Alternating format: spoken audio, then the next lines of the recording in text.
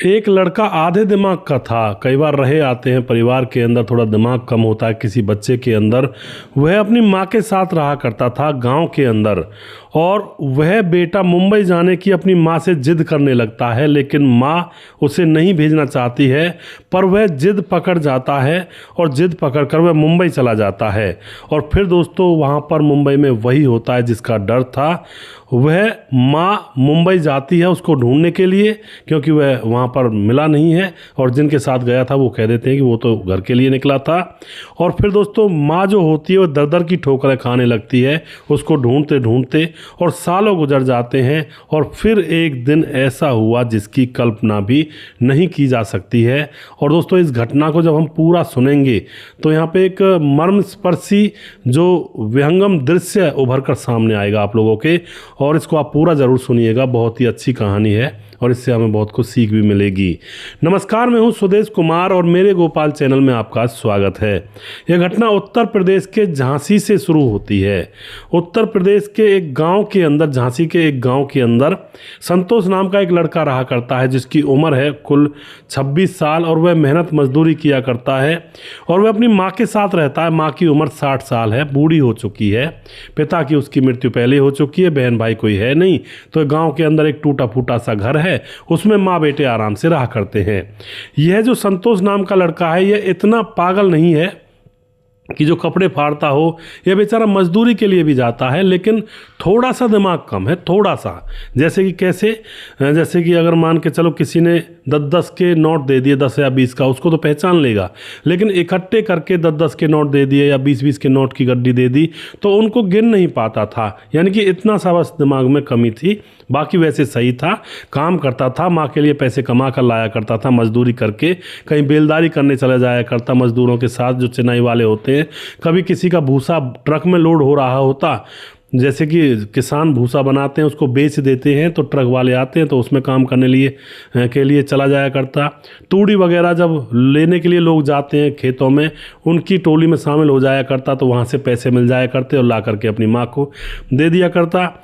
लेकिन दोस्तों अभी तक उसकी शादी हुई नहीं थी, क्योंकि थोड़ा बहुत अगर दिमाग कम होता है तो गांव वाले शादी नहीं होने देते हैं, चुगली कर देते हैं, और वो तो बेचारे गरीब थे। इसके दो दोस्त भी होते हैं, नीरज और राजेश। ये दोस्त पहले तो इसके साथ ही काम किया करते थे, जैसे कहीं जाना है इकट्ठे होकर, तो किसी के काम पर जाना है तो वहाँ पर इनके साथ जाया करते थे। तो अब यहाँ पर क्या होता है, अब जो माँ होती है वह इसको बाजार भी अकेला नहीं जाने देती है, क्योंकि उसको डर रहता है कि कहीं खो ना जाए या फिर कोई हादसा ना हो जाए, क्योंकि ये थोड़ा सा कम दिमाग है इसके अंदर। अब यह देखता है जो संतोष होता है, इसके जो दोस्त थे दो जो इसके साथ यहाँ पर भी काम करते थे, वह मुंबई जा लगे हैं और टाइल पत्थर घिसने का काम करने लगे हैं। जो दोस्त थे नीरज और राजेश, अब तो यह उनके रहने सहने को देखता है, उनके कपड़े अच्छे पहने हुए होते हैं और खूब पैसा उनके पास होता है। अब इन सारी चीज़ों को देख करके जो संतोष होता है वह अपनी माँ से कहता है कि माँ मैं भी मुंबई जाऊंगा। देखो मेरे दोस्त हैं नीरज और राजेश, वो कितने अच्छे अच्छे कपड़े पहनते हैं, वो बहुत पैसा कमाते हैं मुंबई में, मैं भी बहुत पैसा कमा कर लाऊंगा तुम्हारे लिए। लेकिन माँ यह सुनते ही चिंतित हो जाती है और कहती है नहीं बेटा, तुम मुंबई नहीं जाओगे, तुम्हें पता नहीं तुम वहाँ पर खो जाओगे या फिर क्या होगा, मैं तुम्हें मुंबई नहीं जाने दूंगी। मेरे पास रहो और यहीं पर थोड़ा कमा लो, लेकिन मेरे पास तो रहोगे, मेरा सहारा तुम ही तो हो आखिर में, और कोई है भी तो नहीं यहाँ पर। लेकिन दोस्तों यह जिद करता, जैसा कि थोड़ा कम दिमाग था, इन चीज़ों को नहीं समझ रहा था कि भाई माँ कितना दिल से कह रही है। तो उसके बाद यह अपने दोस्तों की स्टाइल को देख करके, रहने सहने की स्टाइल, कपड़े पहनने खाने पीने की स्टाइल, तो यह अपनी माँ से जिद पर अड़ जाता है कि नहीं मुझे मुंबई जाना है। और उसके बाद ये माँ से बिना पूछे उन दोनों दोस्तों से बात भी कराता है कि मुझे भी अपने साथ मुंबई ले चलो, मैं भी वहाँ पर काम कर लूँगा। अब जो दो दोस्त थे इनको क्या दिक्कत थी, इनको कोई पैसे थोड़े देने थे, इनको तो ये था कि हमारे साथ ये भी टाइल पत्थर का काम घिस करवा लेगा, घिसाई का काम, वहाँ पर मजदूरों की कमी रहती ही है। तो ये हामी भर देते हैं कि हाँ संतोष हम तुम्हें अपने साथ ले चलेंगे। अब तो जैसे ही दोस्तों ने हामी भर ली तो अब संतोष बिल्कुल अपनी माँ से कई बार कहता है कि माँ मैं अब की बार जाऊँगा अपने दोस्तों के साथ। तो माँ अब रोक नहीं पाती है है, फिर माँ हामी भर लेती है मजबूरी में बेटे की जिद को देख करके। लेकिन माँ उसके उन दोनों दोस्तों को बुलाती है, नीरज और राजेश को, और कहती है कि बेटा मेरे बेटे का ख्याल रखना, इसको कहीं अकेला मत छोड़ना, ये बेचारा बावला सा है, कहीं खो जाए, किसी से टक्कर हो जाए या कोई चोट लग जाए, इसके साथ रहना और इसको ध्यान रखना इसका। वह कह देते हैं कि हाँ ताई हम ध्यान रखेंगे, चिंता मत करो। और उसके बाद दोस्तों यहाँ पर क्या होता है, ये अपने दोस्तों के साथ घर से निकल जाता है मुंबई की तरफ। ट्रेन में बैठकर जाते हैं, इस बेचारे को ये भी पता नहीं कि कहाँ से किस रास्ते से होकर हम गुजर रहे हैं, बस अपने दोस्तों की उंगली पकड़ के उनके साथ चला जाता है। और यह साकी नाका एक इलाका होता है, वहाँ पर रूम ले लेते हैं और मार्बल पत्थर की दुकान पर इस संतोष को भी लगा दिया जाता है। और दोस्तों उसके बाद ये बहुत मेहनती था, तो बहुत काम करता है वहाँ पर, बिना रुके काम करता रहता है। तो जो मजदूर जो दुकानदार था वह भी बहुत खुश होता है, जो मार्बल पत्थर का काम करवाया करता है। अब यहाँ पर क्या होता है, नीरज और राजेश जो होते हैं इसके दोस्त, वह पीने खाने में व्यस्त रहते और इसके जो पैसे मिलते उन पैसों की वे शराब पी जाया करते। इसके हाथ में एक भी रुपया नहीं छोड़ते और अपने पैसों को वो अपने इकट्ठा कर लिया करते कि भाई हम अपने पैसों को इकट्ठा कर लेंगे, इसके पैसे से खर्चा चल जाएगा और थोड़े बहुत पैसे दे देंगे इसको आखिरी में। अब कह देंगे इसकी माँ से कि इससे काम ही नहीं हुआ, इतना ही पैसा मिला इसको। तो इस तरह की चालाकी ये करने लगते हैं और उसको लगातार काम पर भेजने लगते हैं। उसकी कभी ना छुट्टी होने देते हैं, ना उसको थोड़ा बहुत सस्ताने देते हैं। सारा काम संतोष के से ही करवाते हैं और ऊपर से अपने कपड़े लत्ते धुलवाना, झाड़ू पोछा कमरे के अंदर लगवाना, ये सारा काम भी वह अपने दोस्त संतोष से ही करवाने लगते हैं और खुद मज़े से मौज से रह रहे होते हैं। और आपस में बात करते हैं कि यार अच्छा हुआ संतोष को ले आए, अब तो ज़िंदगी आसान हो गई है, अब तो यही कर देता सारा काम। अब दोस्तों यहाँ पर वह विरोध करता है, जो संतोष होता है कि ना तुम मुझे पैसे देते हो, मेरे पैसों को तुम ले लेते हो और अब मैं वापस चला जाऊँगा। लेकिन वह कहते हैं कि तू वापस चला जा, अपने आप चला जा, हम तो तेरे साथ चलेंगे नहीं। अब तो यह डर जाता है क्योंकि इसको रास्ते का पता नहीं था। और दोस्तों अब दोस्त इसको लगातार काम पर भेज रहे होते हैं। अब यह बीमार हो जाता है, इसको टाइफाइड हो जाता है, बिल्कुल उठने का इसकी हिम्मत नहीं होती है। लेकिन इसके दोस्त इसको ज़बरदस्ती काम पर भेज देते हैं और यह बुखार का ही काम पर चला जाता है। अब यह बहुत ज़्यादा परेशान हैरान कि ये तो मुझे बुखार में भी छुट्टी नहीं रखने देते हैं।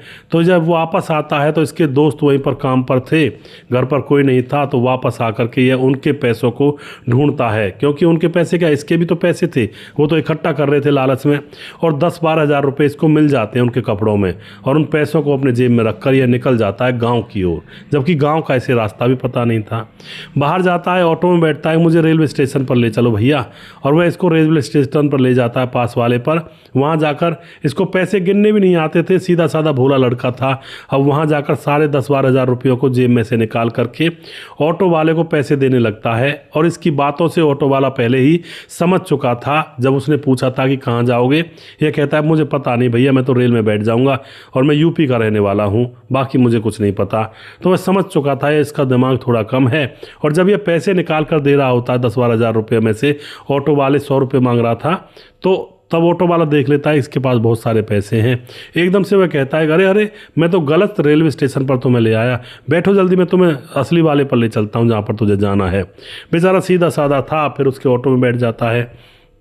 वह इसको सुनसान जगह में ले जाता है और वहाँ इसके सारे पैसे छीन लेता है और वहाँ से भाग जाता है। अब तो यह वहाँ पर अकेला हो जाता है। जब ऑटो वाला इसके पैसे छीन कर भाग जाता है, यह रोने लगता है कि मेरे पास पैसे भी नहीं है, मैं अपने गांव कैसे जाऊँगा, यहाँ तो कोई रेलवे स्टेशन नहीं है। ऑटो वाला झूठ बोल करके यहाँ सुनसान जगह पर उतार गया, मेरे पैसे भी छीन कर ले गया।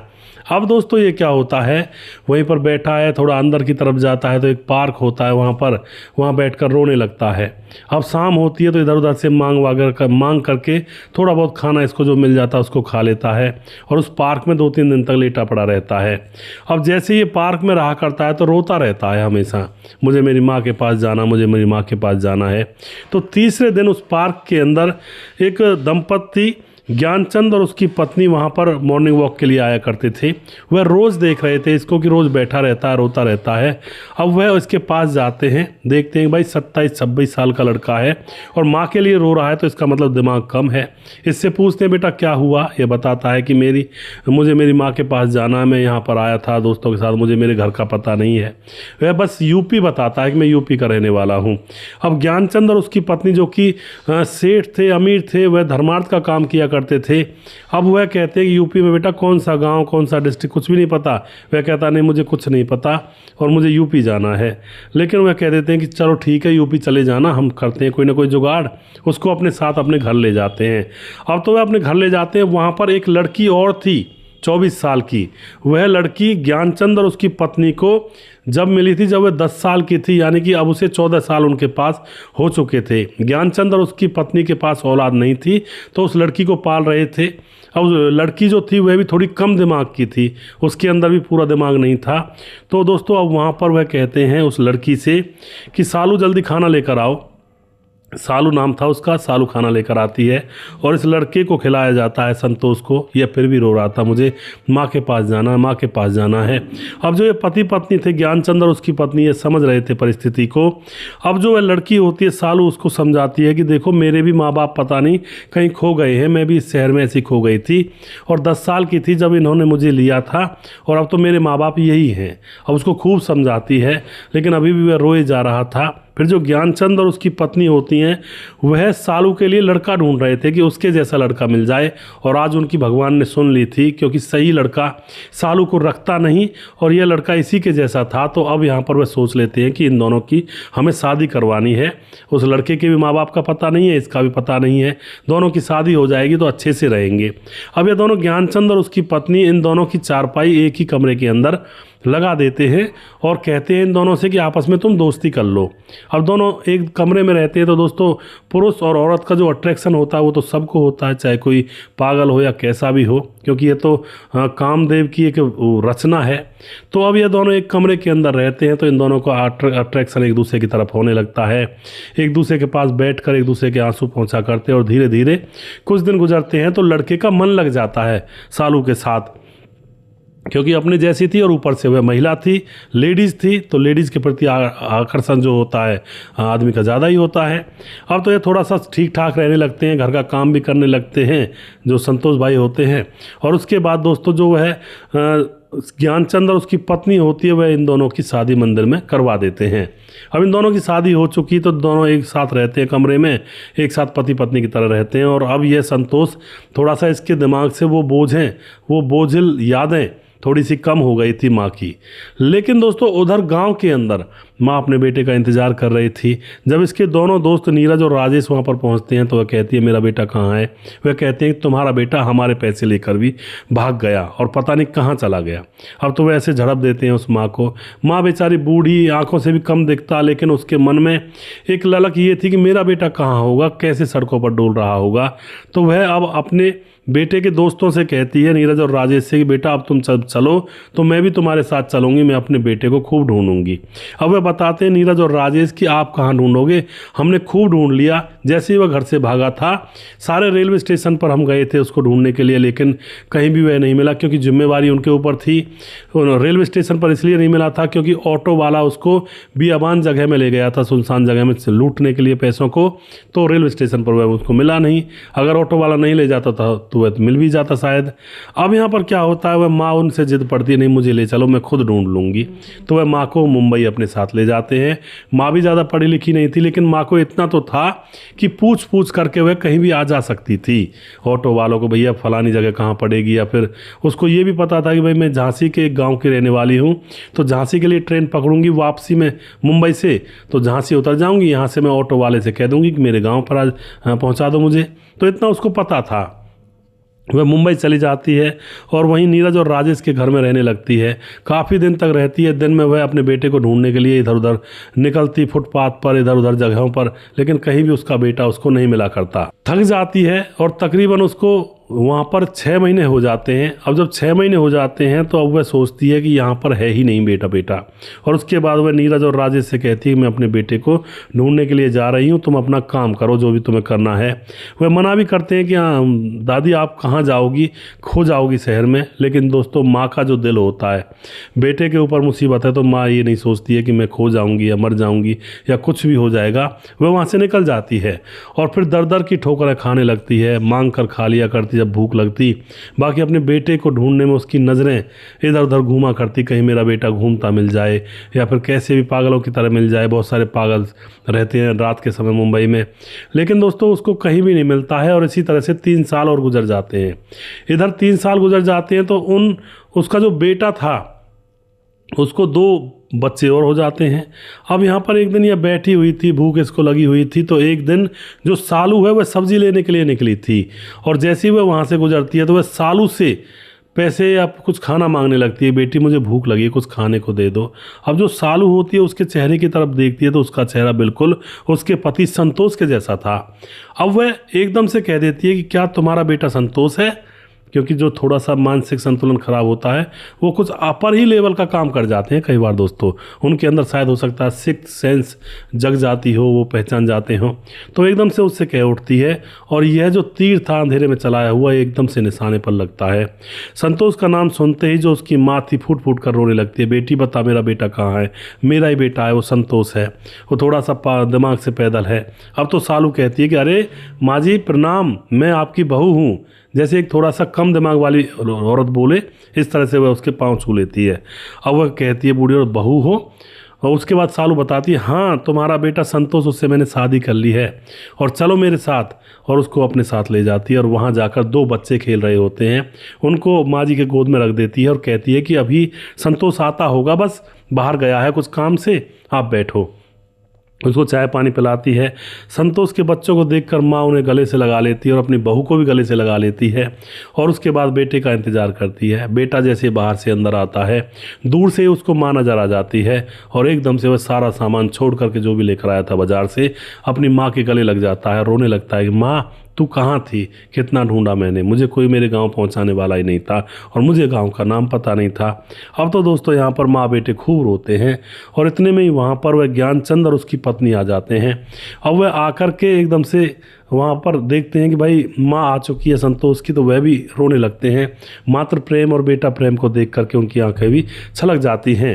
इधर दोस्तों संतोष अब बूढ़ी औरत को सांत्वना देते हैं और बैठाते हैं, उनके लिए अच्छे कपड़े वगैरह का बंदोबस्त करते हैं, नहलाते धुलाते हैं, खाना खिलाते हैं पेट भर के और कहते हैं आप चिंता मत करिए, आपका बेटा यहाँ पर सुरक्षित था, इसकी शादी हो चुकी है, क्योंकि हमारे तो बच्चे हैं नहीं, हमने इन्हीं को बच्चे माना हुआ और जो भी कुछ हमारे मरने के बाद हमारा जो कुछ है वो सब इनका ही है। क्योंकि जो ज्ञानचंद होता है वह गवर्नमेंट जॉब से रिटायर था, तो बहुत सारी पेंशन आया करती थी, अच्छा बंगला था, प्रॉपर्टी काफ़ी थी और बैंक अकाउंट में पैसे भी काफ़ी थे और वह ज़्यादातर सेवा किया करते थे दोनों पति पत्नी।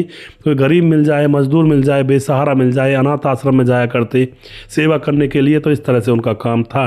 अब संतोष की जो माँ होती है उनके सामने हाथ जोड़ने, अब आपने मेरे बेटे को संभाल लिया, वरना तो मैं कहीं की नहीं रहती, आज मेरा बेटा मुझे मिल गया। तो अब जो ज्ञानचंद होता है वह कहता है आप चिंता मत करिए, ये हमारे बच्चे हैं, हमारे मरने के बाद जो भी कुछ प्रॉपर्टी है वो सब इनकी ही होगी, हमने इनको बच्चे माना हुआ है, इनकी शादी हो चुकी है, बच्चे हैं। तो माँ खुश हो जाती है और फिर वहीं पर रहती है काफ़ी 1-2-3 महीने तक। और उसके बाद ये दोनों माँ बेटे अपने गांव जाना चाहते हैं, तो ज्ञानचंद और उसकी पत्नी भी उनके साथ जाती है। इधर संतोष और उसकी पत्नी और उसके बच्चे और जो बूढ़ी माँ होती है वह गाड़ी लेकर वहाँ पर पहुँचते हैं। तो गाँव वाले तो यही सोचते थे कि बेटा मर गया होगा, माँ चली गई, वो भी मर गई होगी कहीं ना कहीं, लेकिन अपने पुराने घर को जाकर यह संभालते हैं। और उसके बाद दोस्तों यह वहाँ पर कुछ दिन रहते हैं सारे लोग, तो उस घर को अच्छा सा बनवा देते हैं, बिल्कुल गांव के अंदर सबसे अच्छे वाला घर।